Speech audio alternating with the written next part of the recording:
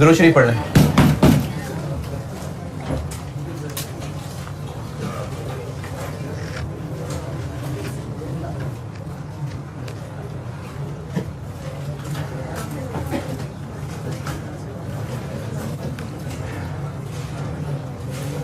कल मैंने कुछ सवाल दिया था। हाँ जी, क्वेश्चन नंबर 2 और क्वेश्चन नंबर 4।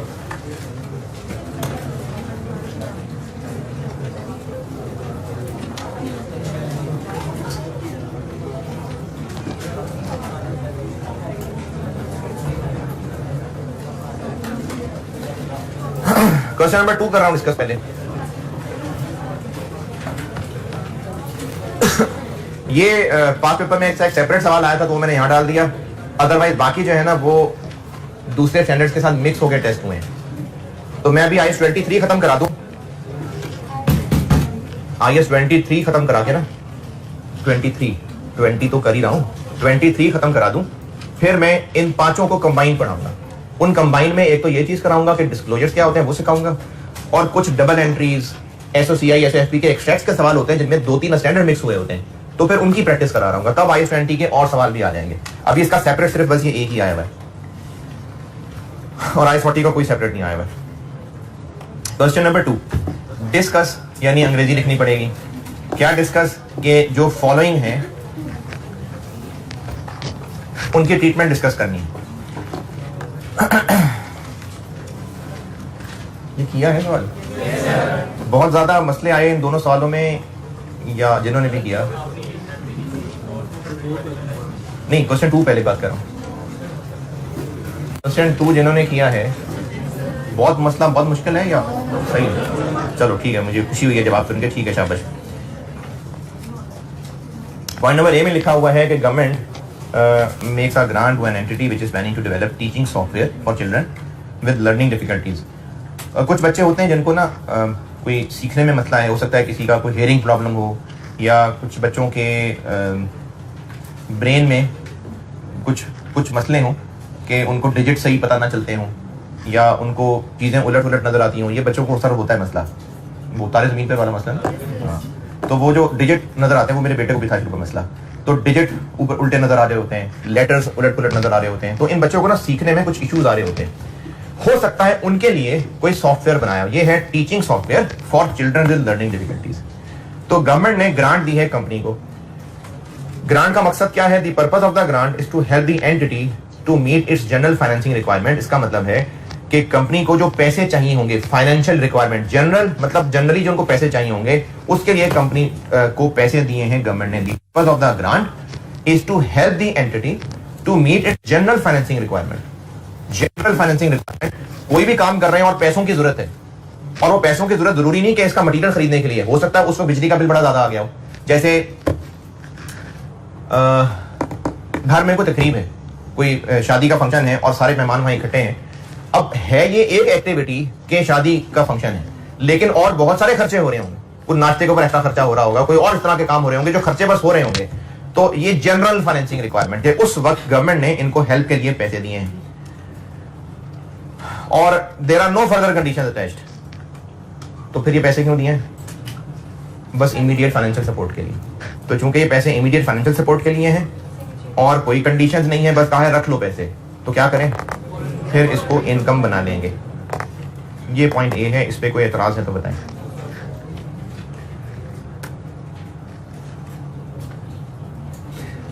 अच्छा जी, इसको और बेहतर क्वालिटी करने के लिए इसका जवाब क्या बनता, क्या दे रहे हैं आप जवाब? फौरन इनकम बना लेंगे। सिर्फ इतने से जवाब को नहीं लिखना, यानी ये नहीं कि इनकम बना लो। इनकम क्यों बना लो?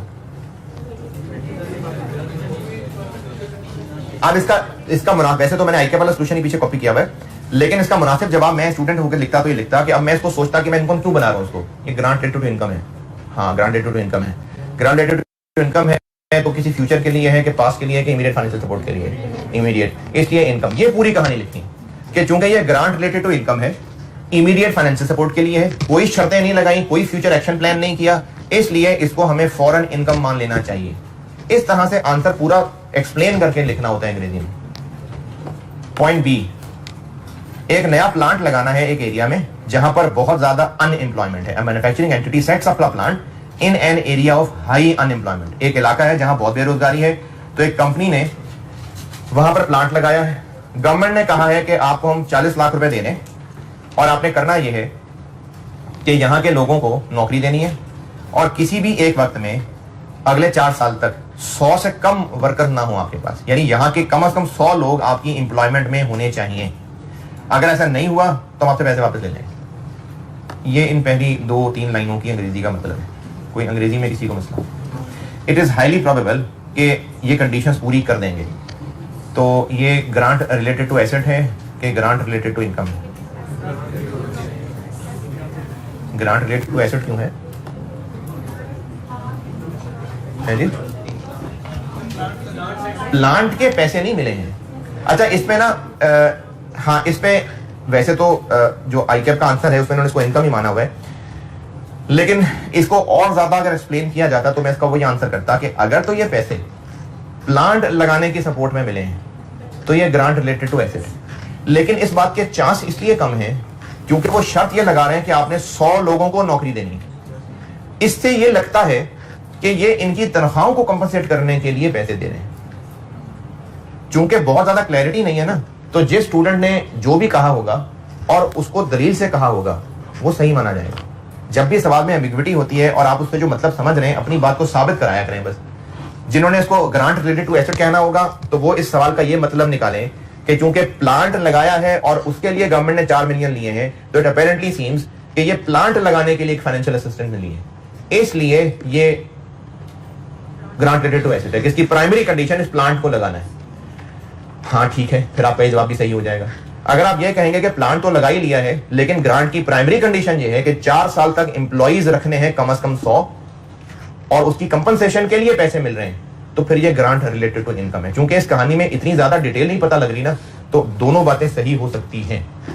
ज्यादा वैसे बात यही लग रही है कि चूंकि 100 एम्प्लॉइज की शर्त लगाई है तो इसलिए लग रहा है कि ये उन 4 साल की तनख्वाहों को कंपनसेट करने के लिए गवर्नमेंट ने ग्रांट दिया, इसलिए ग्रांट रिलेटेड टू इनकम है।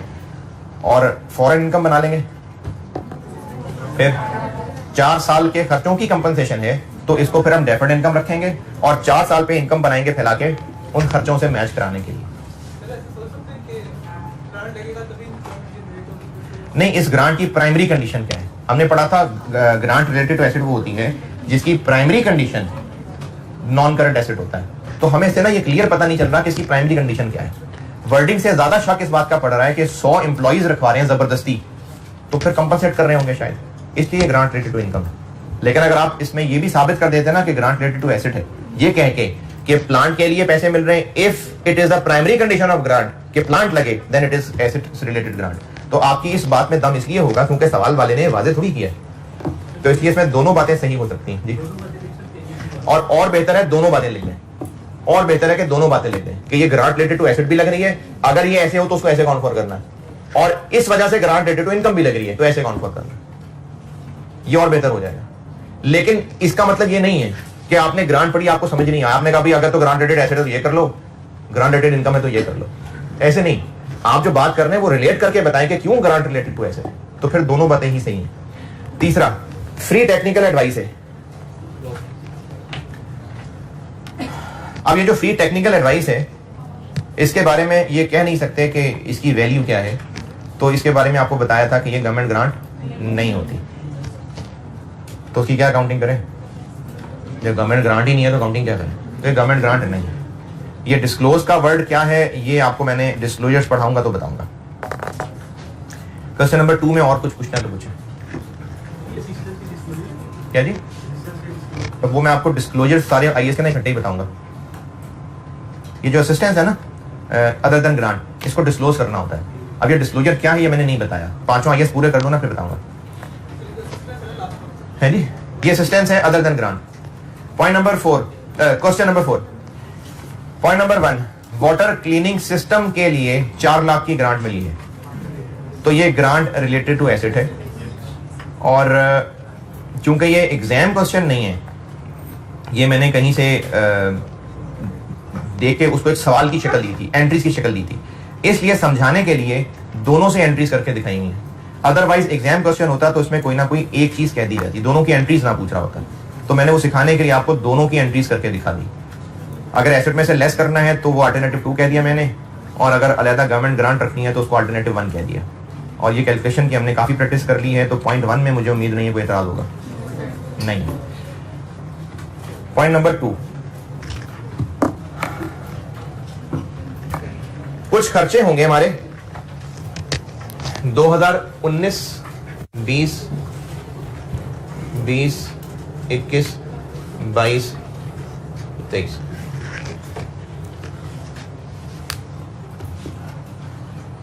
इन 5 साल में जो खर्चे होंगे उनको कवर करने के लिए गवर्नमेंट ने 6 लाख रुपए दिए हैं। ये जो खर्चे हैं ये होंगे 2019 में 2 लाख, बल्कि हर साल ही 2 लाख। हाँ, 2 लाख, 2 लाख, 2 लाख, 2 लाख और 1,60,000। ये होने हैं खर्चे जिनसे मैच करना है 6 लाख रुपए की ग्रांट को। हमने इनसे मैच कराना है, तो इस 6 लाख को इनसे मैच कराने के लिए इनकी रेशो में बांट देंगे। देखें, परसों मैंने ना आर्ज मेथड का भी एक सवाल कराया था, तो ये वो आर्ज मेथड जैसी चीज ही हो गई कि इस साल में इतना, इसमें इतना, इसमें इतना, इसमें इतना, इसमें इतना। तो अब अगर हमने 2019 की ग्रांट इनकम रिकॉर्ड करनी है तो 6 lakh divided by total into 2 lakh. तो इस तरह से ये 2019 की ग्रांट इनकम होगी।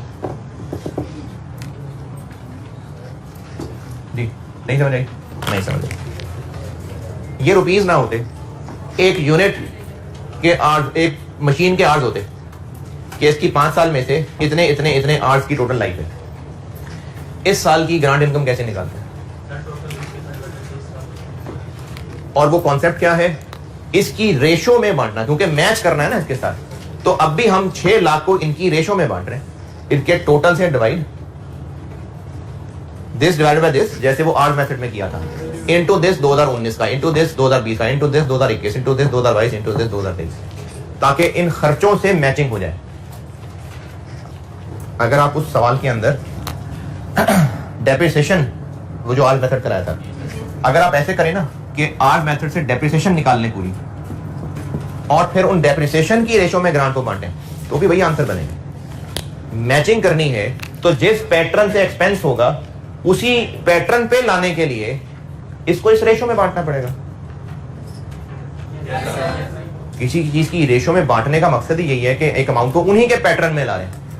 तो ये लॉजिक है कि गवर्नमेंट ग्रांट को इन्हीं से मैच कराना है, तो इसी पैटर्न में फिर उसको इनकम बनानी पड़ेगी, यानी इसी रेशो में फिर उस 6 लाख को बांटना पड़ेगा। तो ऐसे 2019 में 6 लाख की इनकम बनाई हुई, 6 lakh into 2 lakh divided by 9 साल।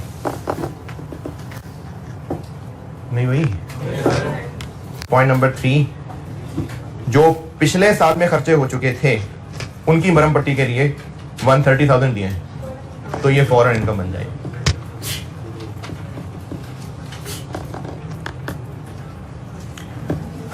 चलें, गवर्नमेंट ग्रांट की ये काफी है प्रैक्टिस। अब इसके लास्ट टॉपिक पे, रीपेमेंट।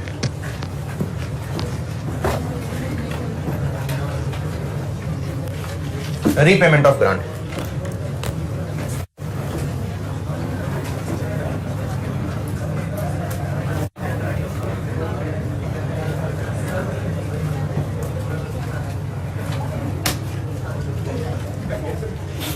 ग्रांट की रीपेमेंट।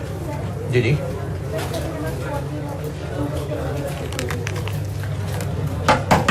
अच्छा, क्वेश्चन नंबर 4 में ये एक्सट्रैक्ट्स बता देता हूं, ये समझ नहीं आए तो। 3 ग्रांट्स हैं। क्वेश्चन नंबर 4 के एक्सट्रैक्ट्स नहीं डिस्कस कर सका मैं। क्वेश्चन 4 के एक्सट्रैक्ट्स बता रहा हूं। एसओसीआई 2019 की ग्रांट इनकम, एक इनकम है जो उस वाटर क्लीनिंग स्टेशन की बनाई, कितनी? 50,000। एक इनकम है जो अभी 6 लाख को रेशो में बांटने का बता रहा था, 125,000। और एक है जो फॉरेन के फॉरेन 130 बना ली। ये हो गई ग्रांट इनकम। फिर एक डेप्रिसिएशन हो गई वाटर क्लीनिंग सिस्टम की, जो 4 लाख कॉस्ट का एसेट है और 8 साल उसकी लाइफ है। सॉरी 9 लाख कॉस्ट का एसेट है और 8 साल उसकी लाइफ है। कितनी होगी डेप्रिसिएशन? 112500। फिर इसके अलावा वो जो इकोलॉजिकल मेजर्स पे एक्सपेंसेस थे,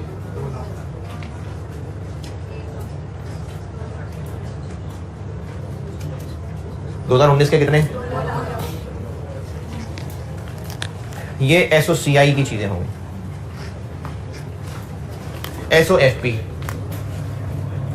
एसओएफपी में एक तो नॉन करंट एसेट्स के अंदर वो प्रॉपर्टी प्लांट आएगा जो वाटर क्लीनिंग स्टेशन है, 9 लाख कॉस्ट थी और डेप्रीशिएट कर दिया कितना? 787,500। एक इसकी ग्रांट है जो डेफर करके रखी हुई है और एक इसकी ग्रांट है जो डेफर करके रखी हुई है। एक ग्रांट 1 है जो कि 1 जुलाई 18 को थी, कितनी? 4 लाख। फिर 30 जून 19 को इनकम बना लिया 50,000, बाकी रह गई 3.5।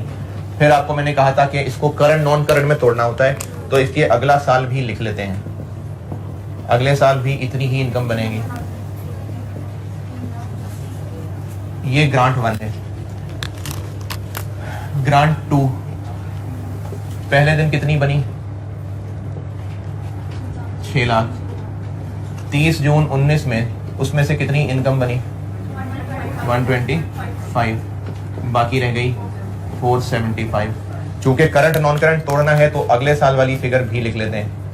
अगले साल भी खर्चा चूंकि 2 लाख ही होना है, अगले साल भी 2 लाख ही होना है, तो इनकम भी इतनी ही रहनी है।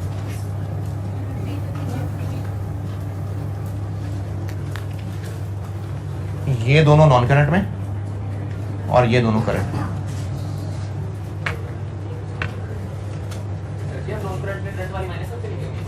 नहीं, मैंने तो वर्किंग कर दी ना। मैंने तो अभी आपको ये वर्किंग ही बता दी कि ये नॉन करंट और ये करंट, यानी करंट में आ जाएगा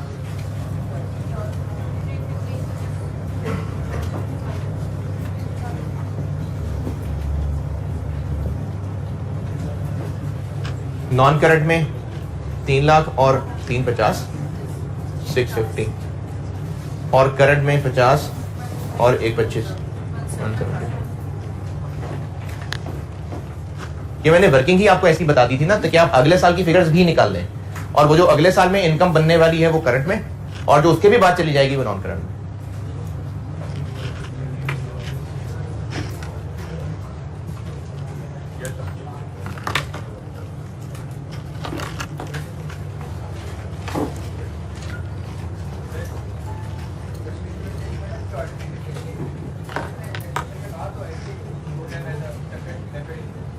सिर्फ बी में का है ना, बी में का है ना सर, ए में या रिक्वायरमेंट के साथ नहीं कहा ना, ए में कुछ नहीं कहा, बी में कहा है कि इसको डेफर्ड इनकम के तौर पे चुने, खास तौर पे बी के साथ ब्रैकेट लगाया है।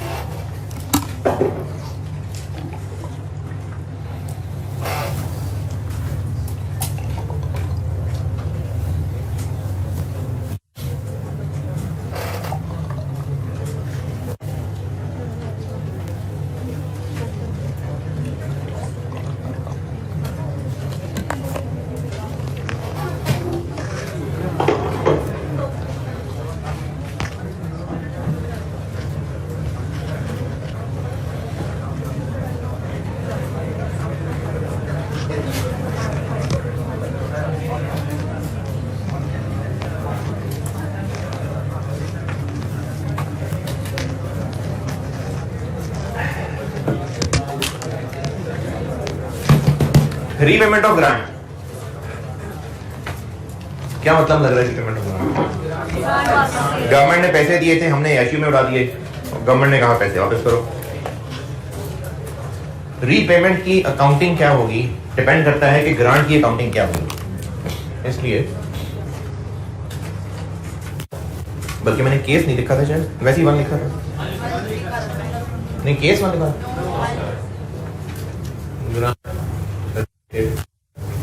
To asset. रीपेमेंट की एंट्री क्या होगी, डिपेंड करता है कि ग्रांट की अकाउंटिंग क्या हुई थी।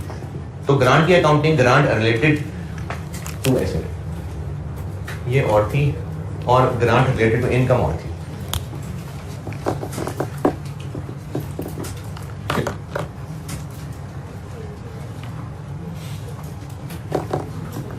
ग्रांट रिलेटेड टू एसेट,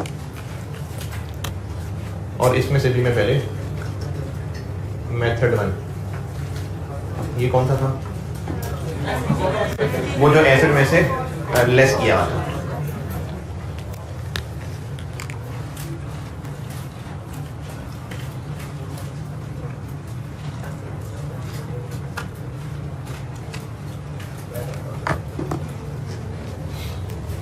अच्छा, इसकी अंग्रेजी लिखता हूं, अभी लिखता हूं, समझा दो पहले, अभी लिखता हूं अंग्रेजी। 1 जनवरी 19 को एक एसेट खरीदा 500 का, और इसी दिन ग्रांट मिल गई, वो हमने एसेट में से लेस कर दी। इसकी लाइफ थी 10 साल, तो 31 दिसंबर 19 को डेप्रिसिएशन चार्ज की 10, और 31 दिसंबर 20 को डेप्रिसिएशन चार्ज की 10, और 31 दिसंबर 21 को डेप्रिसिएशन चार्ज की 10, बाकी रह गया था 70। गवर्नमेंट ने 1 जनवरी 22 को पूछा कि हमने जो कंडीशंस बताई थी वो आपने की हैं, हमने अभी जांच के निकाल दिए। तो गवर्नमेंट ने कहा पैसे वापस कर दो मेरे। अच्छा, गवर्नमेंट ने 200 वापस मांग लिए, आधे पैसे वापस मांग लिए। अब उस 200 का क्या करना है ये सिखाने लगा। वो जो गवर्नमेंट हमसे 1 जनवरी 22 को 200 मांग रही है, हम इसकी अकाउंटिंग ऐसे करेंगे कि जैसे हमें ये ग्रांट, बल्कि 200 तो आप 250 कह देता हूं, गवर्नमेंट ने 250 वापस मांग लिए, हमें 250 की ऐसे अकाउंटिंग करेंगे जैसे हमें मिले ही नहीं थे, हमें ये मिले ही नहीं थे। इन अदर वर्ड्स, फिर हमें मिले ही कितने थे, 150। हम कुछ ऐसी अकाउंटिंग कर देंगे जैसे कभी ये मिले ही नहीं थे। अगर नहीं मिले थे तो इसका मतलब है फिर हमें 150 मिले थे, फिर हम एसेट को 35 डेप्रिशिएट करते आ रहे होते हैं, फिर ये काम होता ना। अगर एसेट को वापस करना पड़, एसेट नहीं सॉरी, पैसे वापस करने पड़ गए तो हम ऐसे अकाउंटिंग करेंगे जैसे हमें वो पैसे मिले ही नहीं थे। यानी एसेट की कॉस्ट फिर 100 नहीं, हमें 350 पड़ी होती, डेप्रिसिएशन 10 नहीं 35 चार्ज की होती। हम कुछ ऐसी एंट्रीज बना देंगे, कैसे बनाएंगे वो बताता हूं, लेकिन अभी सिर्फ कॉन्सेप्ट बता रहा हूं। तो हम क्या करें, एक तो एसेट को बढ़ा देंगे 250 से, और दूसरा मजीद क्या काम करें कि वो जो 3 साल डेप्रिसिएशन कम चार्ज की है, कितनी हो गई, 25 75, ये फौरन चार्ज कर देंगे, फौरन। दोबारा 2 काम करेंगे। ग्रांट की वापसी, अगर हमें ग्रांट की थोड़ी मिली होती तो एसेट की कॉस्ट ज्यादा होती ना, तो ग्रांट की वापसी को हम एसेट की कॉस्ट में बढ़ा देंगे। ग्रांट मिली थी तो एंट्री क्या की थी, कैश डेबिट एसेट क्रेडिट। अब ग्रांट वापस कर रहे हैं, एसेट डेबिट कैश क्रेडिट। एक तो एसेट की कॉस्ट बढ़ा देंगे, दूसरा वो जो डेप्रिसिएशन कम चार्ज हुई थी वो भी फौरन के फौरन पूरी चार्ज कर दें। इसके लिए 25 निकालने के लिए जरूरी है कि आप 10 और 35 दोनों कैलकुलेट करें। अच्छा, 25 में क्या करें, 25 इनका डिफरेंस जरूरी है कि आप वो 10 की कैलकुलेशन भी करें, 35 की कैलकुलेशन भी करें, या 25 डायरेक्ट ही निकाल सकते हैं। कैसे, जितने पैसे वापस कर रहे हैं उसको डिवाइडेड बाय 10 करना, तो डायरेक्ट ही 25 आ जाएगा। ये करेंगे हम सवाल में। कॉन्सेप्ट दोबारा सुने। अगर ग्रांट वापस करनी पड़ गई और वो जब मिली थी तो हमने एसेट में से लेस किया हुआ था, तो ऐसे ही है जैसे ग्रांट मिली ही नहीं, तो हम एसेट को वापस बढ़ा लेंगे। और अगर एसेट ऐसे ही है जैसे ग्रांट नहीं मिली थी तो फिर डेप्रिसिएशन भी और चार्ज करेंगे। तो 2 काम होंगे, एसेट को बढ़ाएंगे और जितनी डेप्रिसिएशन कम चार्ज हुई थी सारी की सारी फौरन चार्ज कर देंगे, फौरन के फौरन। 1 जनवरी 22 हुई, एक ही एंट्री में 75 से depreciation debit, accumulated action credit. अब मैंने ये कहा कि इस 75 को जानने के लिए ये डबल वर्किंग की जरूरत नहीं है। क्या करें, इस रीपेमेंट की अमाउंट को ही डेप्रिशिएट कर दें, ये रीपेमेंट है।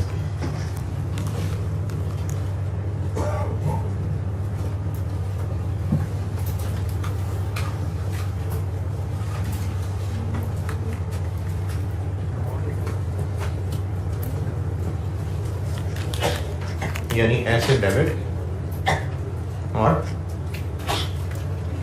Cash credit. समझ नहीं आई? पेएबल यानी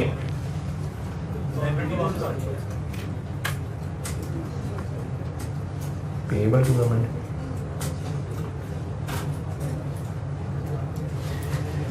हाँ, अगर पैसे फौरन देने पड़ गए तो कैश क्रेडिट, और अगर गवर्नमेंट ने लेटर लिख दिया कि वापस करो पैसे और बिकम्स पेएबल तो पेएबल टू गवर्नमेंट आ जाएगा।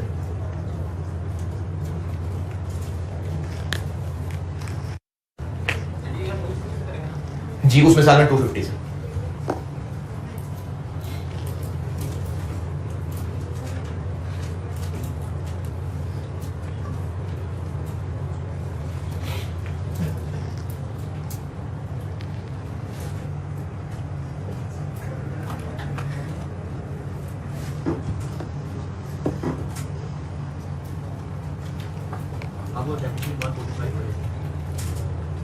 तो एक तो हम एसेट को बढ़ा देंगे 250 से। क्या कह रहे हैं आप?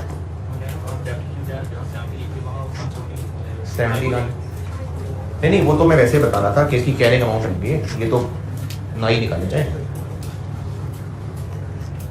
अब ये सारी एडजस्टमेंट्स करने के बाद इसकी कैरिंग अमाउंट 245 रहेगी। अब जो एडजस्टमेंट्स करेंगे ना, ये एंट्री और डेप्शन वाली एंट्री, उसके बाद से कैरिंग अमाउंट ये रह जाएगी।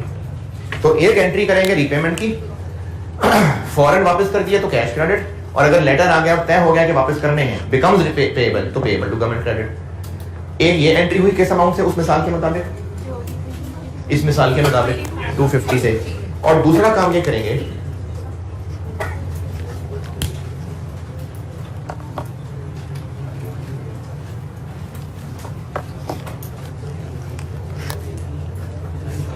the cumulative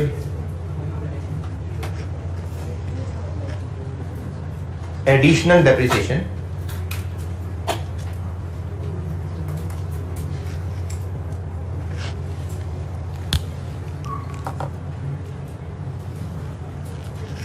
the cumulative additional depreciation यानी 25-25।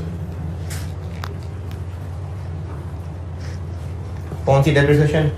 that would have been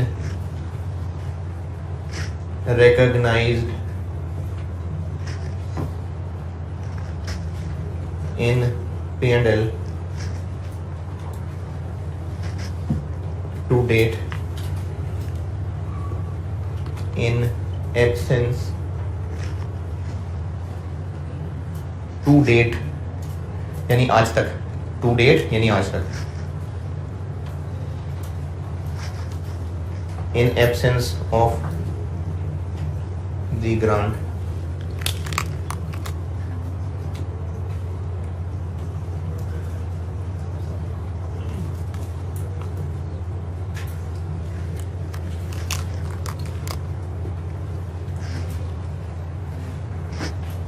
shall be recognized in P&L immediately. The cumulative additional depreciation that would have been recognized in P&L to date in absence of the grant. अच्छा, in absence of 400 नहीं, in absence of 250। जितना वापस करना पड़ा है ना उसी का मसला है।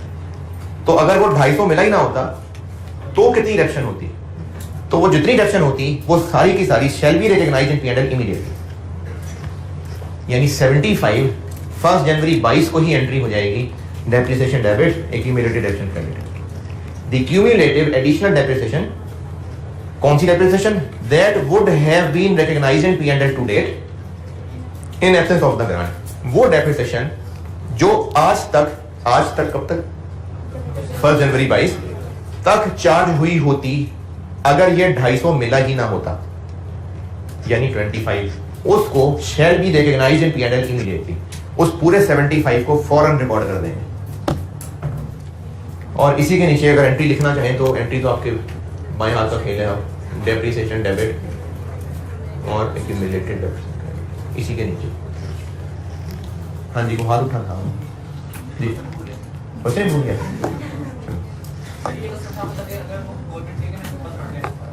400 सारा वापस मांग लें तो फिर सारा 400 से ये फिर 40 की एंट्री हो जाएगी। यानी अगर गवर्नमेंट ने पूरे 400 ही वापस मांग लिया तो एसेट हमारा वापस 500 तक चला जाएगा। 50 यानी 40 के हम सब एक डेप्शन चार्ज कर देंगे, 3 साल की मिला के 120। नहीं ना, पेनल्टी क्यों? हम एसेट डेबिट हो रहे हैं ना, एसेट डेबिट हो रहा है, डेप्रिसिएशन डेबिट हो रही है, तो पेनल्टी किस लिए? ये नोटेड है?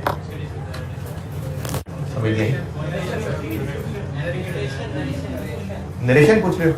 इस एंट्री की रीपेमेंट ऑफ ग्रांट, इस एंट्री की adjustment of depreciation.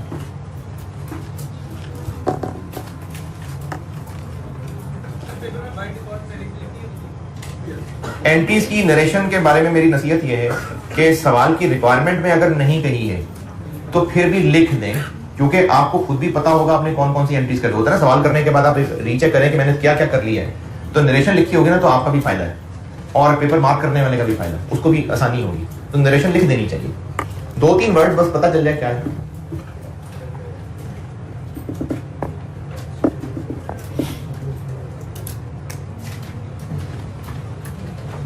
Noted?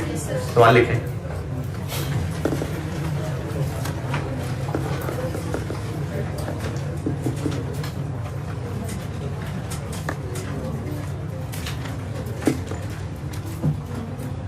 On 1st January 18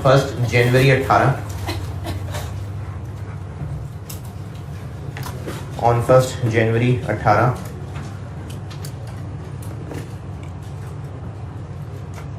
a plant was purchased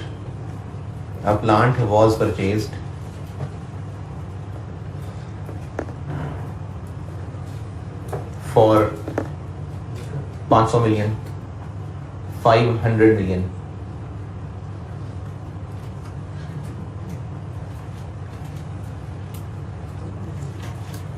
Related government grant of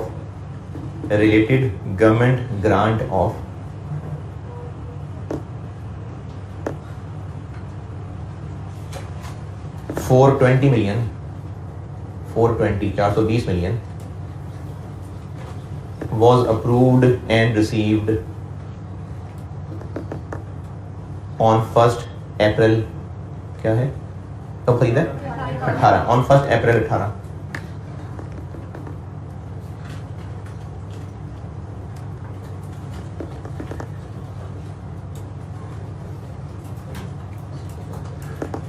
The primary condition of grant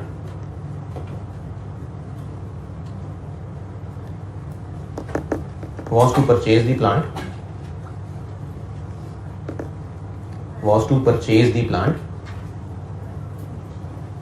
The primary condition of the grant was to purchase the plant, and secondary condition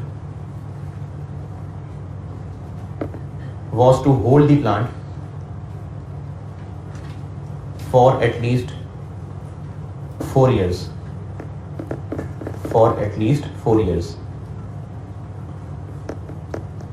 यानी शर्त लगाई थी कि 4 साल तक रखना है कम से कम।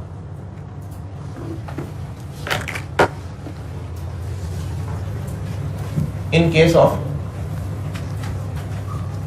breach of conditions,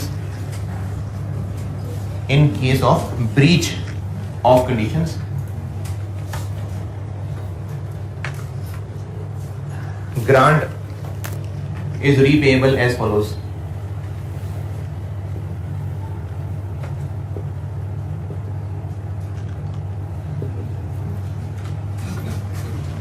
अगर ब्रीच हो जाए तो ग्रांट वापस करनी है एज फॉलोज, और एज फॉलोज में ये बता रहा हूं, ये एज फॉलोज में बता रहा हूं।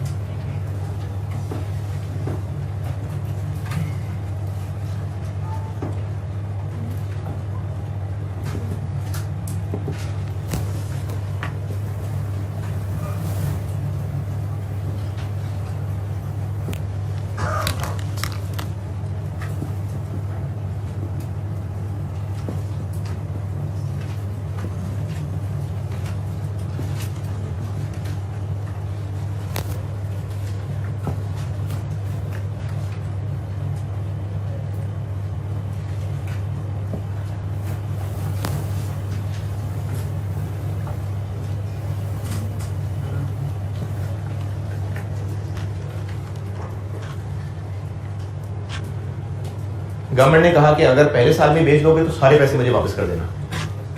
दूसरे साल में बेचा तो 90% वापस, बाकी 10% ठीक है रख लो।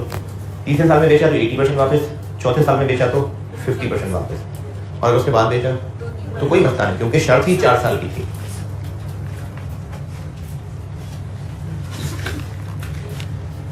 Estimated useful life of plant, estimated, अच्छा सॉरी मैंने इसमें डेप्रिसिएशन की एडजस्टमेंट करानी थी, सोल्ड में लिख दिया मैंने, सोल्ड वाली बात गलत हो गई। सेकेंडरी कंडीशन सोल्ड नहीं है, होल्ड नहीं है, सेकेंडरी कंडीशन है to maintain employment in local area, वो सोल्ड नहीं है, वो मैं डेप्रिसिएशन करानी थी, यहीं बेच दिया मैंने। सेकेंडरी कंडीशन क्या बताइए? टू होल्ड अ प्लांट ना, नहीं वो होल्ड वाली बात सही नहीं है। सेकेंडरी कंडीशन है to maintain local employment, to maintain local employment for at least 4 years। ठीक है, वो बेच देंगे तो डेप्शन की एडजस्टमेंट कहां से करूंगा, तो वो नहीं, बेचना नहीं है। टू मेंटेन लोकल एम्प्लॉयमेंट, यानी लोकल लोगों की हम एम्प्लॉयमेंट रखेंगे 4 साल तक, ये शर्त है। अगर ये शर्त पूरी नहीं हुई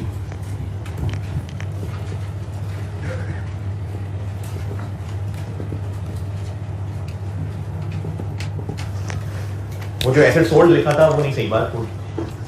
अगर कंडीशन ब्रीच हो गई, यानी एम्प्लॉइज को हमने निकाल के बाहर से लोग ले आए, इंपोर्टेड ले आए, तो कंडीशन ब्रीच हो जाएगी, तो फिर हमें ये रीपेमेंट करनी पड़ेगी। उस एसेट सोल्ड वाला पॉइंट काट दें, उसकी जगह ये कर दें।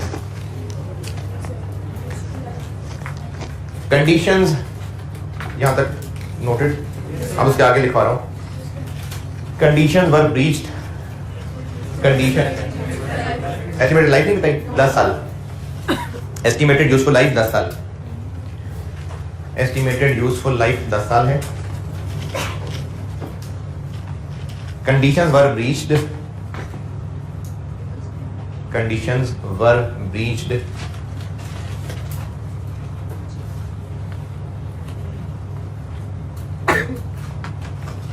and as a result grant was repaid, and as a result grant was repaid on 31 December 20, 31 December 20, अभी तक 18 31 दिसंबर 20 को फिर कंडीशन ब्रीच हुई और हमें ग्रांट वापस करनी पड़ गई। रिक्वायर्ड है मुझसे 3 साल की एंट्रीज, 18, 19, 20 की एंट्रीज। 1 जनवरी 18 प्लान डेबिट, कैश क्रेडिट 500। 1 अप्रैल 18 कैश डेबिट और प्लान क्रेडिट 420। अच्छा, ये मुझे पता है कि ये सवाल मैं अभी करा रहा हूँ, इसलिए मैंने नहीं बताया कि ये वाला मेथड है, वरना सवाल में बताया होगा कि कौन सा वाला मेथड है। फिर आगे 31 दिसंबर 18 depreciation debit, accumulated depreciation credit. Plant हमें कितना कॉस्ट किया? 80, तो 80 डिवाइडेड बाय 10। 31 दिसंबर 19 को भी और 31 दिसंबर 20 को भी। चलो यहां तक पहुंचे, फिर रीपेमेंट बता रहा हूं।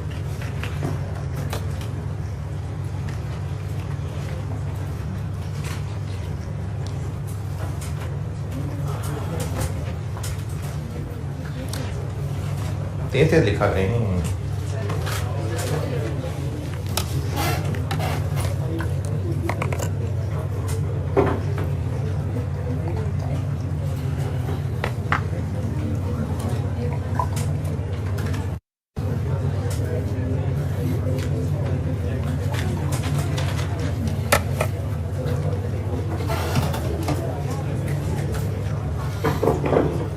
जल्दी जल्दी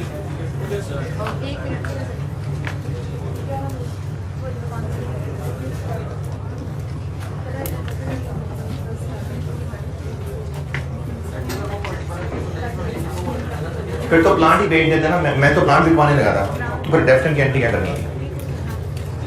फिर प्लांट ही बिक जाता, तो हम डेप्रिसिएशन के एडजस्टमेंट क्या करते हैं? फिर इसकी जरूरत नहीं थी।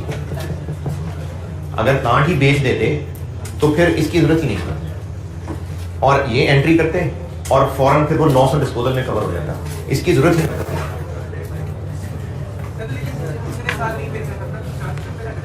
नहीं, मैंने इस साल में मैं करने लगा था कि इसको बेच दिया दिसंबर 18 को, तो उससे फिर ये वाली चीज रह जानी थी मेरी।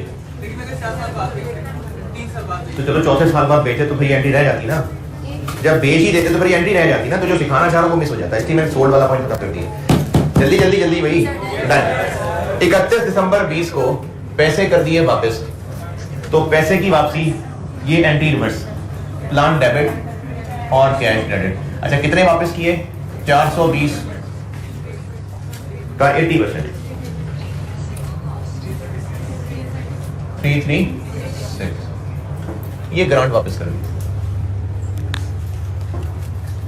तीसरे साल में बेच दिया ना 2018 में, तो बस ये लग गया, नहीं 18 19 20 तीसरे साल में बेच दिया, ये लग गया 80% वापसी हो गई।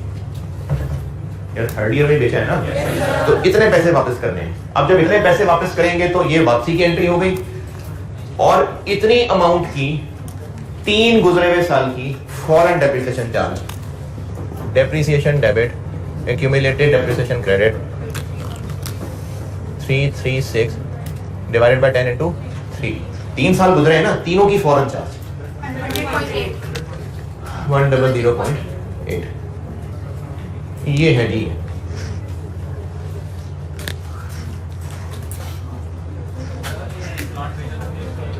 तो फिर डेप्रिसिएशन वाली एंट्री की जरूरत नहीं है, ये एंट्री होगी, और फिर डिस्पोजल की एंट्री होगी, तो वो लॉस तो आ जाएगा, इसकी जरूरत नहीं पड़ेगी जी।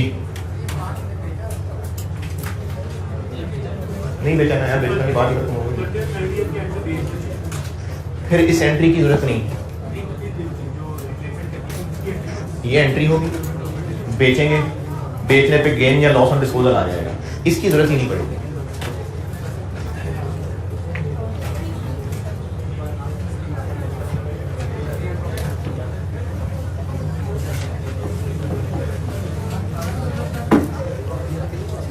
मैं चीज पूरी कर लूं, बस सवाल पढ़ गए, मैं चीज पूरी करूं। क्या plan purchase, grant received, depreciation for 18, depreciation for 19, depreciation for 20, repayment of grant, depreciation adjustment.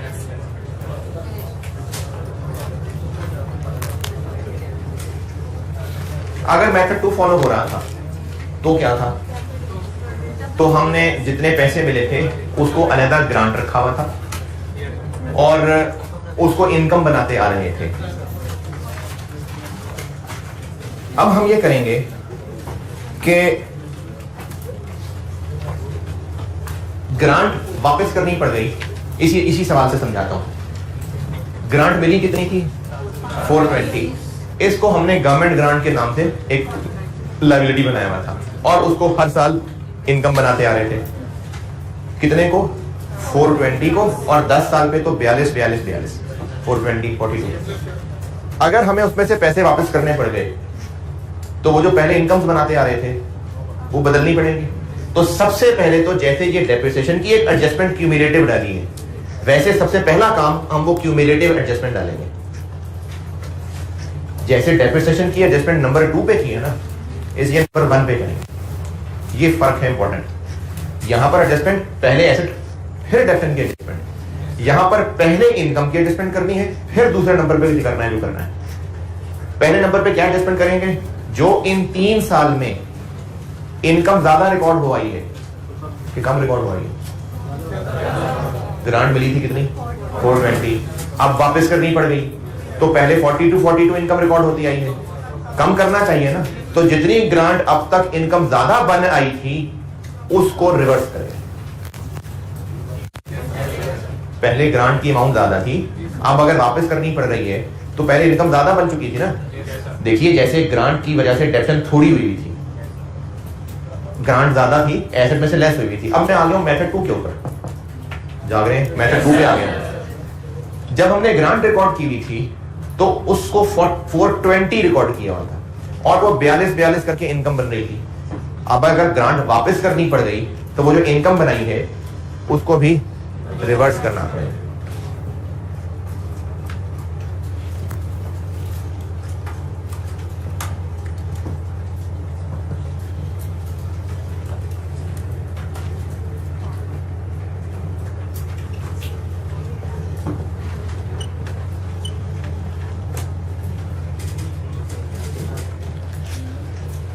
Reverse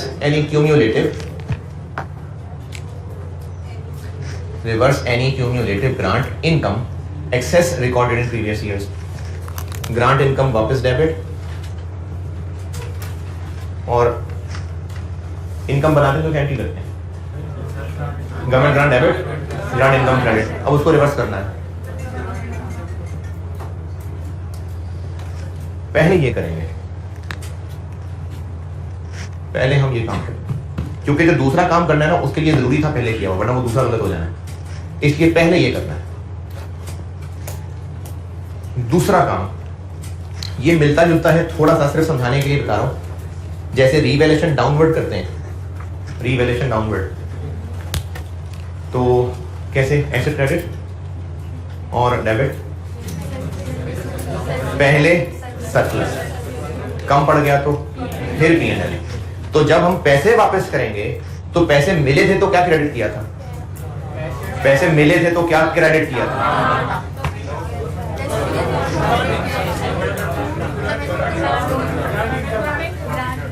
मैं मेथड 2 पढ़ा रहा हूं।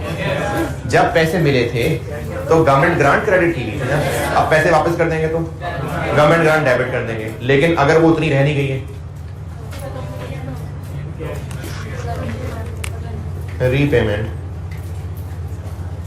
shall be recognized as follows. Debit number 1 government grant में, नंबर 2 P&L, और क्रेडिट कैश या पेएबल टू गवर्नमेंट।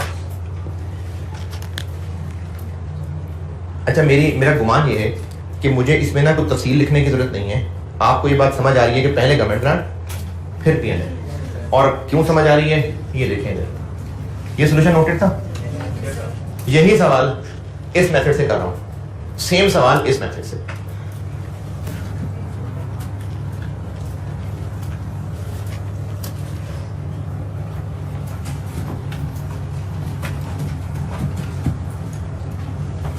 सेम सवाल इस method से कर रहा हूं, फिर ये बात आ जाएगी समझ।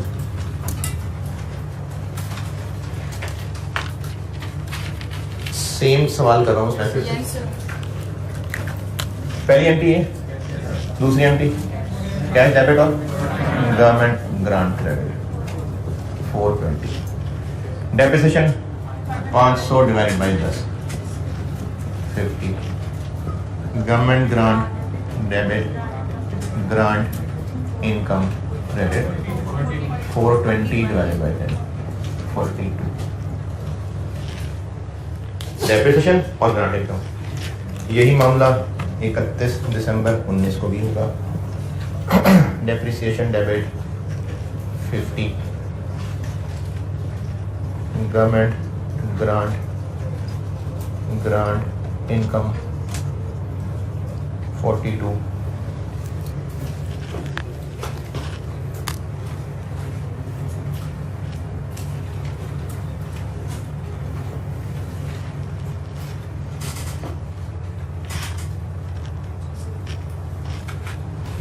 डेप्रिसिएशन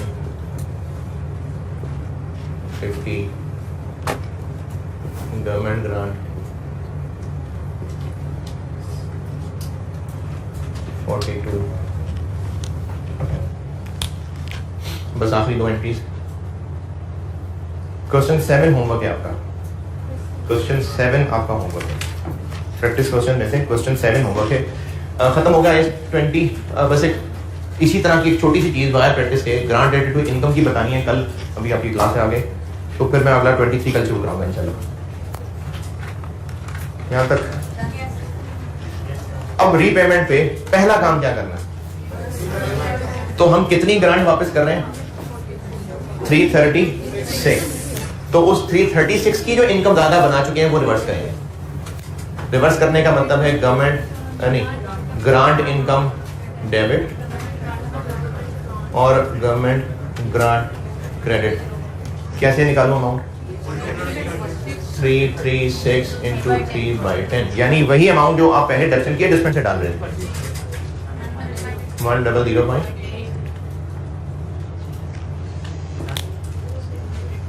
क्या जी?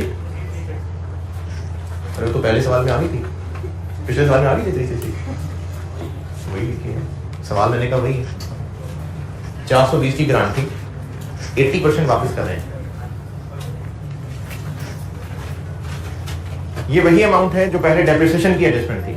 बात है 336 की एडजस्टमेंट। अब चाहे वो डेप्रिसिएशन की एडजस्टमेंट है चाहे इसकी एडजस्टमेंट है। अब रीपेमेंट करते हैं। Cash credit 336। कैलकुलेटर पकड़ के देखें गवर्नमेंट ग्रांट में बैलेंस कितना बचा हुआ है। 420 क्रेडिट हुआ था, 42 डेबिट हो गया, 42 डेबिट हो गया, 42 डेबिट हो गया, 100.8 क्रेडिट हो गया। देखें गवर्नमेंट ग्रांट का टी अकाउंट बनाना है तो 420 क्रेडिट हुई थी ना, ये डेबिट हुई, फिर डेबिट हुई, फिर डेबिट हुई, फिर क्रेडिट हुई। ये क्रेडिट हुई है 3 तो 394 इसमें बैलेंस बचा हुआ है। 394 बचा हुआ है बैलेंस। 394 नहीं समझ आया? 420 क्रेडिट, फिर डेबिट, फिर डेबिट, फिर डेबिट, फिर क्रेडिट। तो इसमें कितना अभी बचा हुआ है? 390। क्रेडिट हमने 336 करना है। गुंजाइश है इसमें, सारा डेबिट बर्दाश्त कर लेगा या नहीं?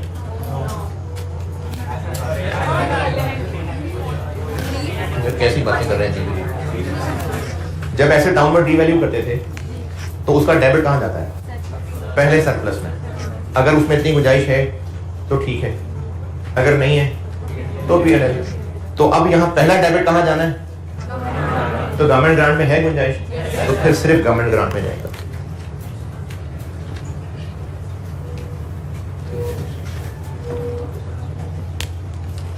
जितना पैसा वापस कर रहे हैं वो कैश क्रेडिट है, अब उसका डेबिट ही करना है ना। जब पैसे मिले थे तो ये एंट्री थी, अब पैसे वापस करेंगे तो एंट्री नहीं होगी। वो दिमाग बंद कर दिया आपने।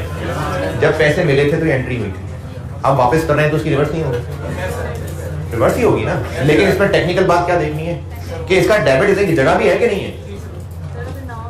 अगर गवर्नमेंट ग्रांट में रही 200 क्या होता, तो फिर वो 200 यहां डेबिट आता, बाकी 136 पीएनएल में डेबिट। ये मतलब है इस बात।